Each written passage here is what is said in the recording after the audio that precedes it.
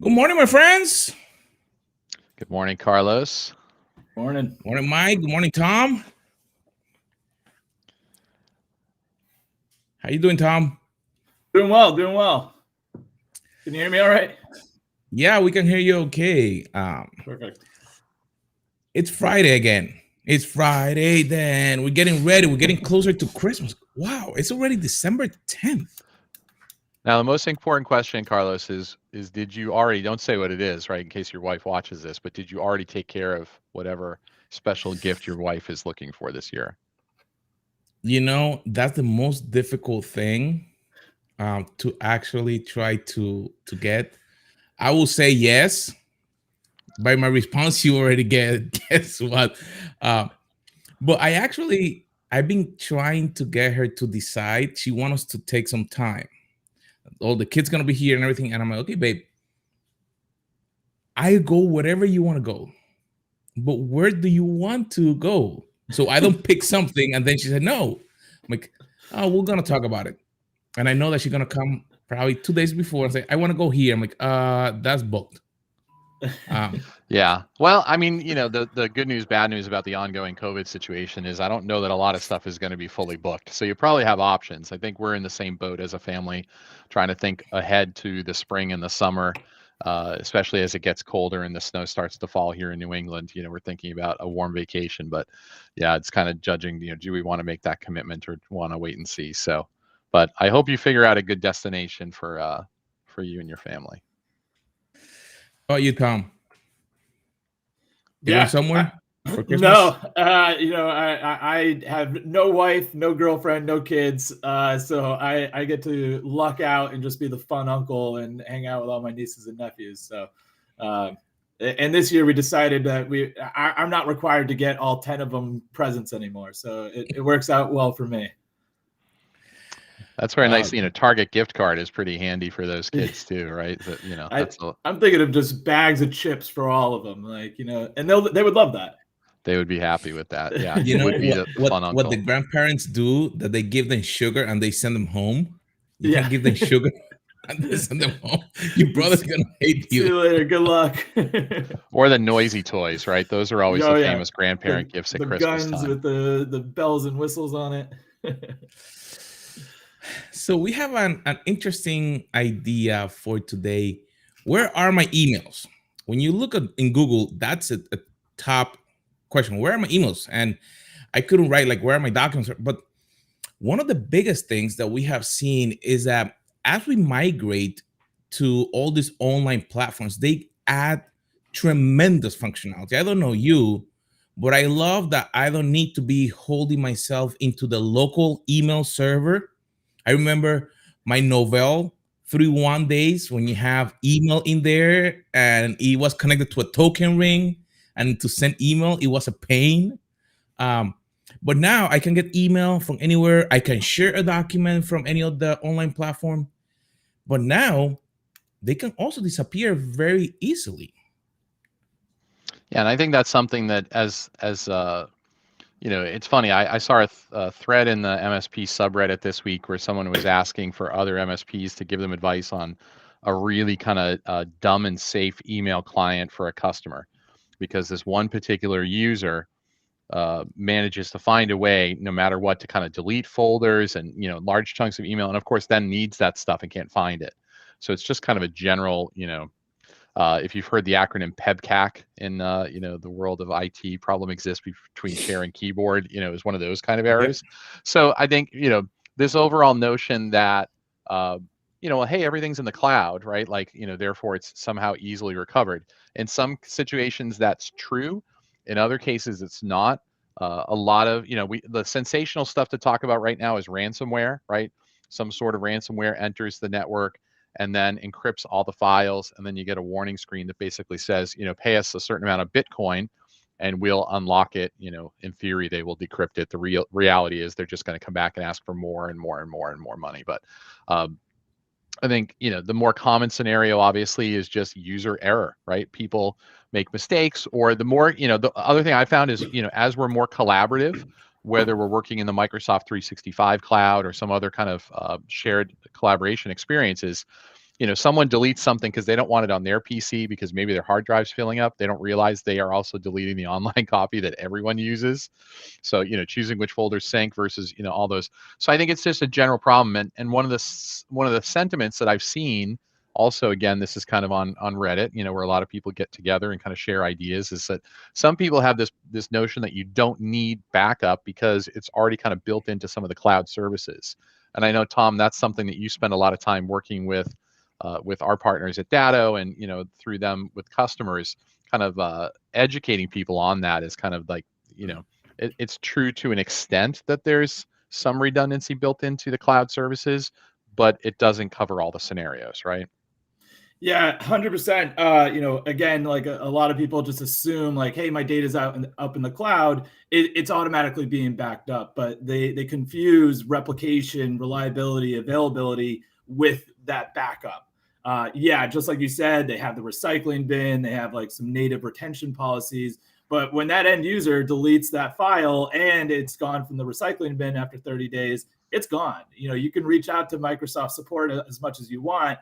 There's no way to get that. So it is kind of that learning curve, and people typically don't realize it until they run into that like data loss scenario. And now it's like, okay, now we have to look at it. So we always like to convey the same way you were backing up your on-prem Exchange server, you should be backing up your data within Office 365 as well.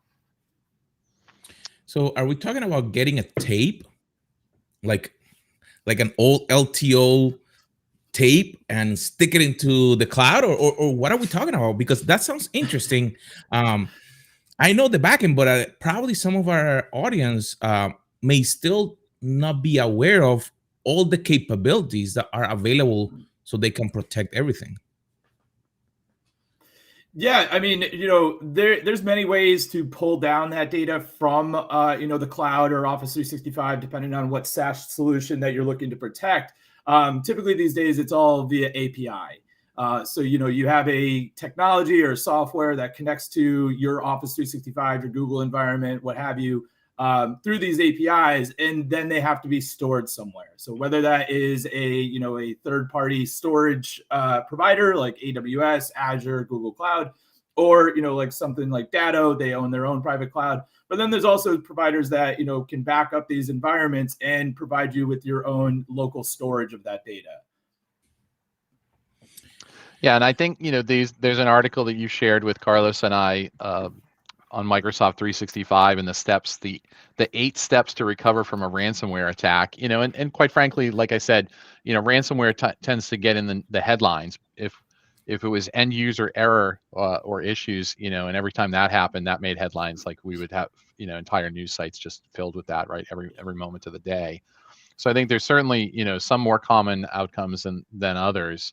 But what are you finding, as you work with our MSP partners and talk to them about it? Do they have challenges? I mean, do you think that most customers of theirs are going along with this and kind of understand, like it's easily explained, or is there any kind of resistance to this notion that they need something additional for some sort of backup and continuity?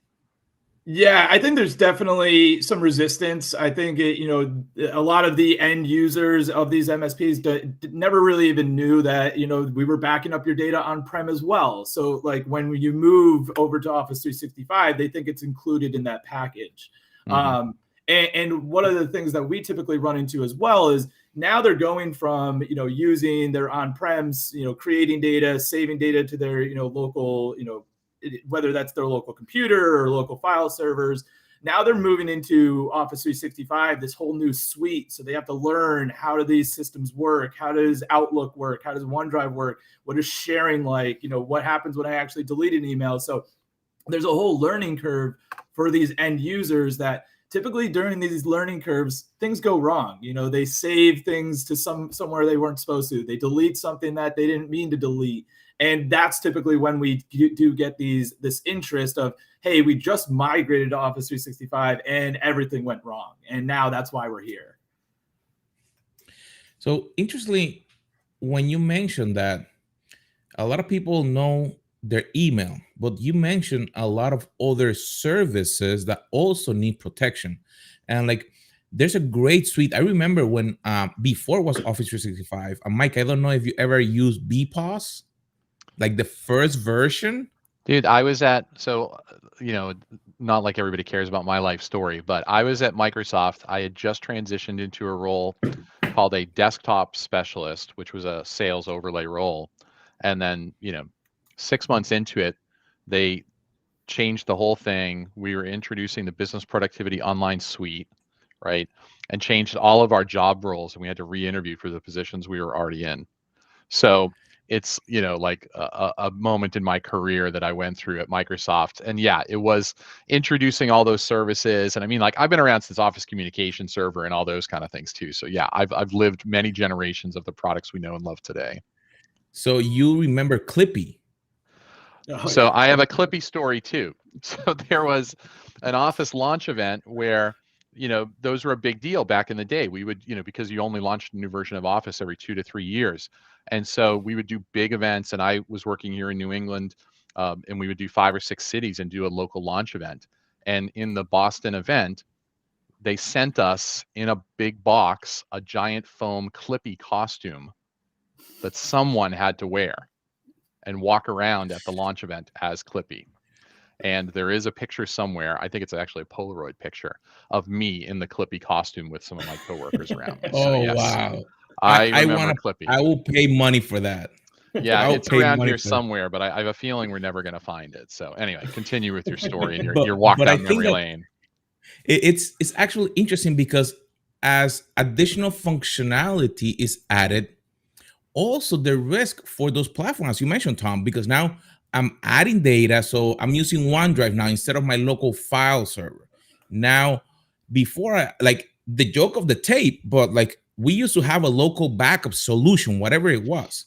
So there was a problem, I could bring it back and say, hey, a local user, no problem. But when the finance department loses their budget document that they had last year and they need to close this year, you have to do something.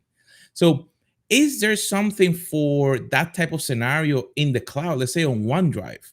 Uh, what do you do? Like you mentioned that after you delete a file for a couple of months, um, it's gone. Is there a way to bring it back? Is there a solution that can help with that?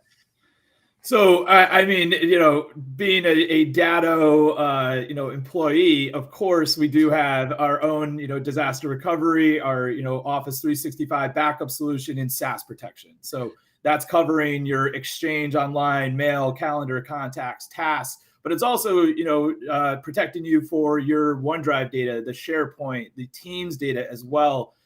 Which is just just as important, just like we've been seeing across COVID and this work from home change. The adoption of Teams has like risen over like 500-600%. Everybody's using Teams. All of the data that you're saving there is now being put into document libraries in SharePoint and Teams. So we're seeing a big push of, now that all of our data is being moved to these cloud applications, there's now more of a realization, wow, if something goes wrong in these cloud applications, we need to have that backup of that data somewhere. Well, and it's all connected, right? So there's something that I use Teams at my last company. We use Slack and Teams here for various things at Datto. But the creating a Teams channel that we might work on some things in, and we post some files to it and we share them.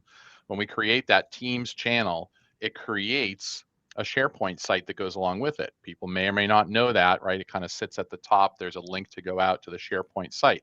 Then you can browse it through the web and see all the different SharePoint components you might have. On the SharePoint file library, there's a button to sync those files, right? To keep them offline and kind of your own storage, which uses OneDrive installed on your computer, right? So it's actually very clever, and it's all smart and kind of how it all is connected and organized. But going back to kind of the ransomware scenario, one of the keys there, or the second step in kind of Microsoft's 8 steps to recover, first one is verify your backups, which we know that could be a challenge and a showstopper for some people right there.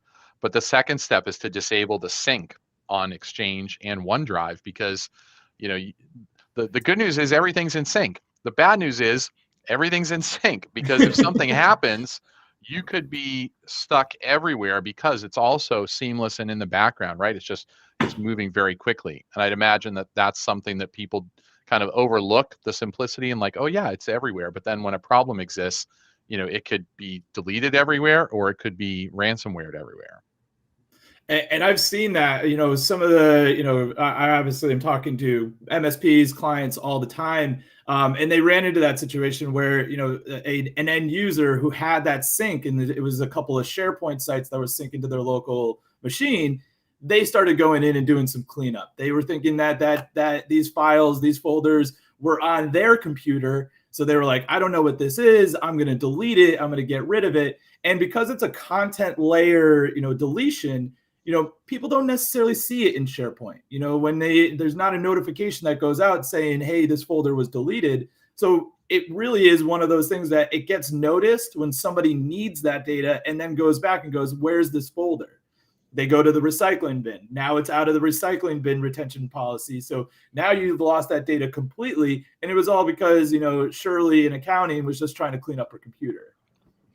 So wait. So are you telling me that a well-intentioned user, we're not talking about bad-intentioned users, we're talking about a well-intentioned user that says, oh, I'm going to keep my computer clean, can by trying to do that, erase the company data? 100%. And it's because of these sync clients. And it's not necessarily just because of the sync client. They could be doing this in, the cloud, in OneDrive. Maybe there's a file that they have access to that they're an editor on, or they're an owner of, and they start deleting it to clean it up. And now everybody who had access to that file now loses it. But it's whether it's on-prem or, in the cloud, a well-intentioned user who's just trying to clean up and make things more organized for themselves could affect the rest of the company and all that other data that they didn't really know that was that important. And again, most of the time, other people don't notice because it's not necessarily something you get, a notification on, unless you're in that SharePoint site or in that team every day, and can keep track of, here's how many files, here's where it's supposed to be. You typically don't notice until that retention policy is gone. Wow.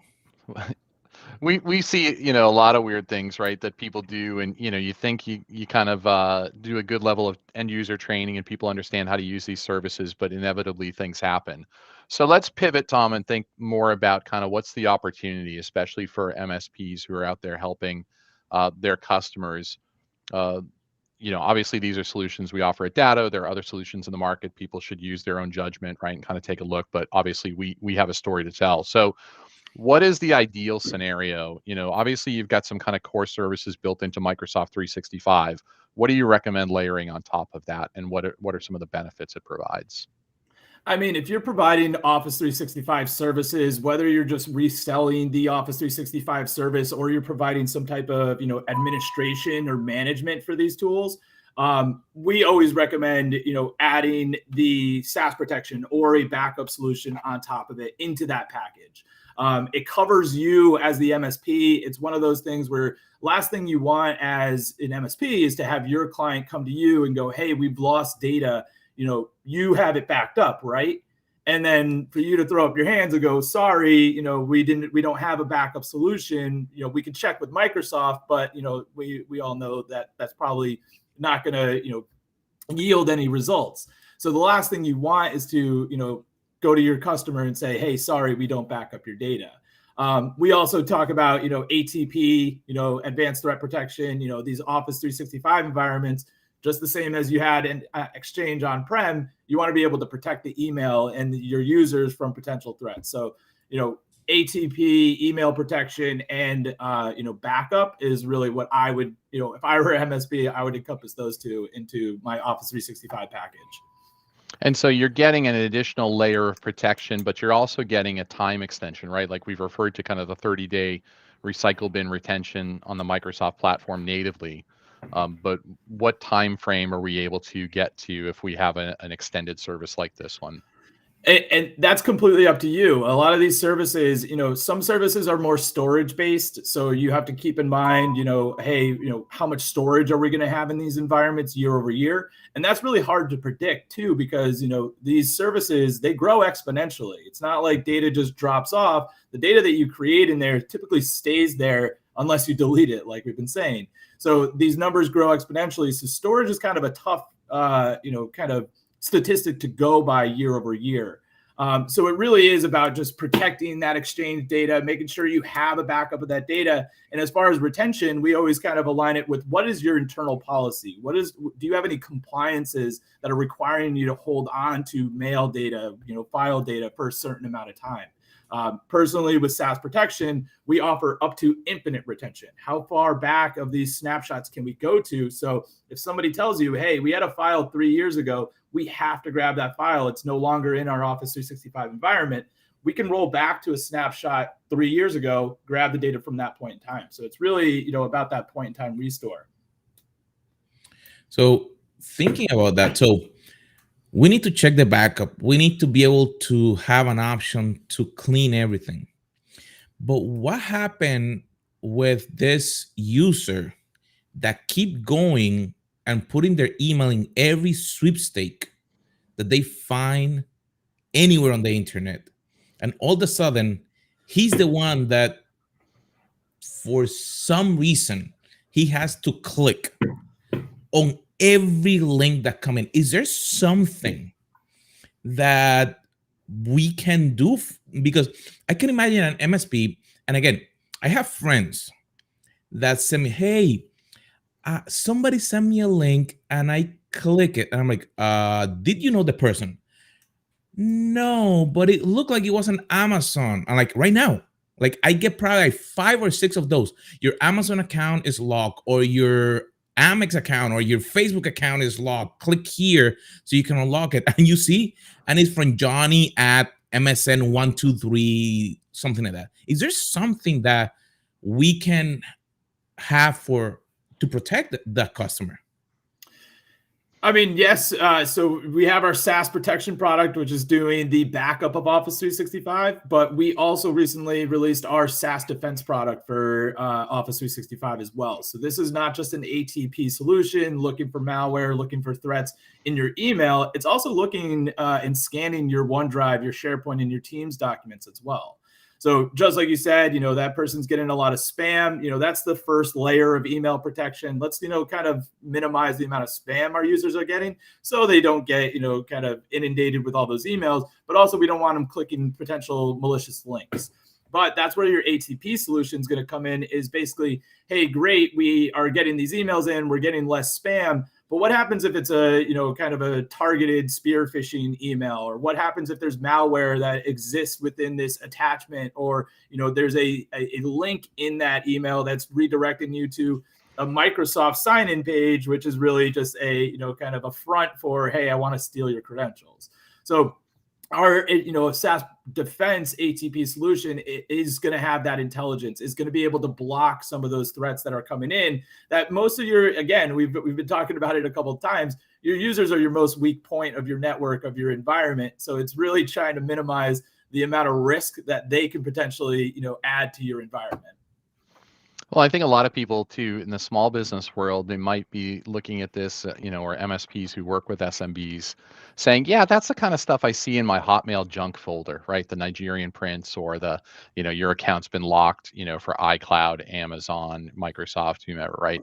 But I think you have to remember too, a lot of small businesses tend to be family businesses, founder-led businesses, and they tend to use their one email address for everything, because they don't think about mixing work and their personal life, because it's their small business, they run it, right? Like this is their life. They've got their mike at whatever.com, they just use it, which means some of that stuff that kind of operates out in the consumer world, or more consumer junk mail and malware and phishing and threats. I mean, the stuff comes in, like Carlos said, every single day.